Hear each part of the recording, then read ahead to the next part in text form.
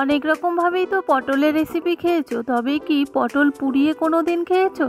যদি না খেয়ে থাকো একবার হলেও খেয়ে দেখো, এতটাই সুস্বাদু হয় যে বারবার খেতে চাইবে। Hi everyone, welcome back to my channel নিপার ঘর সংসার আরেকটি রেসিপিতে তোমাদের অনেক অনেক স্বাগত। এখানে দেখো আমি কতগুলো পটল নিয়েছি। এই পটলগুলোকে আজকে আমি পুড়িয়ে রান্না করব। প্রথমে পটলের গায়ে একটু চিরচির করে দিতে হবে, না হলে আগুনের পোড়ালে পটলটা ফেটে যেতে পারে। আর আমার ভিডিও রোজ দেখো তাদেরকে অসংখ্য ধন্যবাদ, আর যারা প্রথম দেখছো তাদেরকেও অসংখ্য ধন্যবাদ। তো চলো দেখা যাক আজকে আমি এই পটল পুড়িয়ে কিভাবে রেসিপি তৈরি করছি। ভিডিওটা ফার্স্ট থেকে লাস্ট পর্যন্ত দেখার অনুরোধ রইল। এবারে গ্যাসের উপর একটা স্ট্যান্ড বসিয়ে দিতে হবে। গ্যাস অন করে স্ট্যান্ডের উপর পটলগুলো এক এক করে সাজিয়ে দিতে হবে।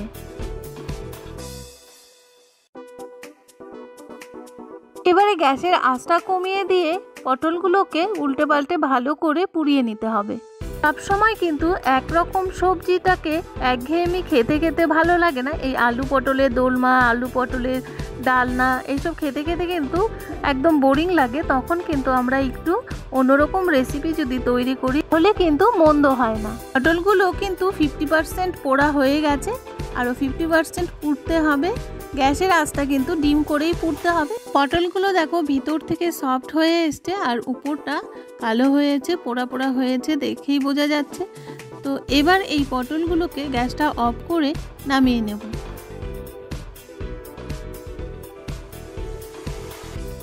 এবারে পটলটাকে ঠান্ডা করে নিতে হবে। তার জন্য দিয়ে দিচ্ছি কিছুটা ঠান্ডা জল। পটলগুলো কিছুক্ষণ ঠান্ডা জলে ডুবিয়ে রাখলেই ঠান্ডা হয়ে যাবে।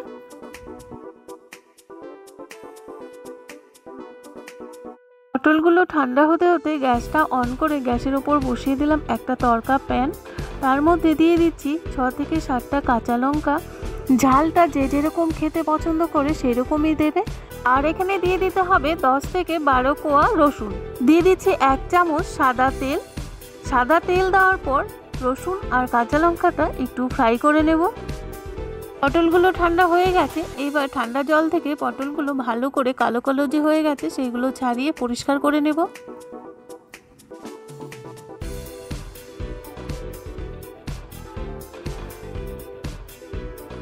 একটা পটল দেখো এখানে ফেটে গেছে, কারণ এই পটলটা ভালো করে চেরা হয়নি।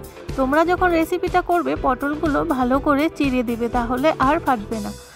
এইদিকে আমার রসুন আর কাঁচা লঙ্কাটা ফ্রাই হয়ে গেছে। তার মধ্যে অ্যাড করে দিচ্ছি 2 টিস্পুন কালো জিরে।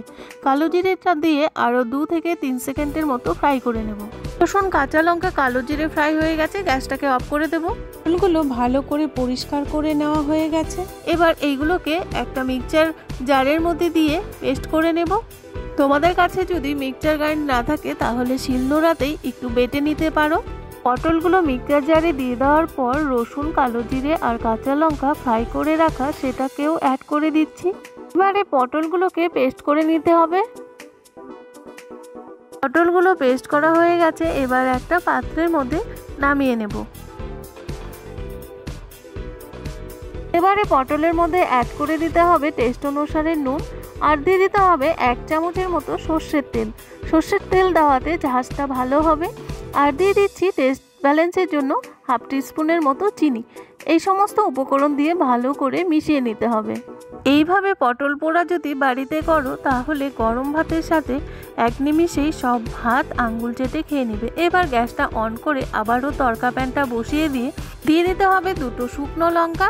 তার মধ্যে 1 চামচের মতো সর্ষের তেল। এই যে ফোড়নটা আমি করছি, তড়কাটা দিচ্ছি, সেটা তোমরা নাও দিতে পারো, স্কিপ করে যেতে পারো। আর এটা দিলে আরও অন্যরকম একটা টেস্ট আসে। দিয়ে দিতে হবে একটা কুচিয়ে রাখা পেঁয়াজ। এই কুচিয়ে রাখা পেঁয়াজ আর শুকনো লঙ্কাটা ভালো করে ফ্রাই করে নিব। পেঁয়াজ আর শুকনো লঙ্কা দিয়ে যে তড়কাটা করছি সেটা যদি পটলের উপর ছড়িয়ে দেওয়া হয়, এটার গন্ধে আরও ভাত এক নিমিষেই শেষ হয়ে যায়। এই পটল পোড়া রেসিপিটা কোনো রুটির সাথে চাটনি হিসেবে খেতে পারো, পরোটার সাথেও সেমভাবে খেতে পারো, আর গরম ভাতের সাথে তো কোনো কথাই নেই। যারা চটপটা খেতে পছন্দ করো, একটু ঝাল, তেল, নুন যেন একদম পারফেক্ট হয়, সেইভাবে যদি খেতে চাও তাহলে এই পটল পুড়িয়ে এই রেসিপিটা করে নিতে পারো, তাহলে দেখবে মুখে অন্যরকম একটা টেস্ট চলে আসবে। এবার তরকাটা পটলের ওপর ছড়িয়ে দিচ্ছি, ছড়িয়ে দিয়ে এটাকে একটু মিশিয়ে নিতে হবে। যেমন আমরা পুদিনা পাতার চাটনি, ধনে পাতার চাটনি খাই, সেই রকমও পটলের এটা একটা চাটনির মতো হয় আর খেতে অসাধারণ টেস্ট লাগে। যদি এখনও বাড়িতে পটল পুড়িয়ে এই রেসিপিটা তৈরি করোনি, তবে একবার হলেও এই রেসিপিটা তৈরি করে খেয়ে দেখবে কত সুন্দর সুস্বাদু হয় খেতে।